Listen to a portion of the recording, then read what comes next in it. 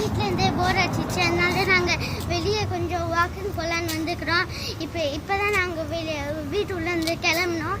ஏன் நான் ரொம்ப நாளாக வீடியோ போடலன்னா என்னது எக்ஸாம் ஓடிட்டு இருந்துச்சு. படிக்கணும் அதனால தான் டைம் இல்லை. ஈவன் சாப்பிட கூட டைம் இல்லை. அதனால தான் நாங்கள் வீடியோவே போடல. இப்போ தான் எக்ஸாம்லாம் முடிஞ்சிச்சு. அதனால தான் நான் இப்போ திருப்பி டெய்லி ட்ராயிங் வீடியோஸ் இப்படி வந்துட்டே இருக்கோம். வீடியோலாம் வரும்.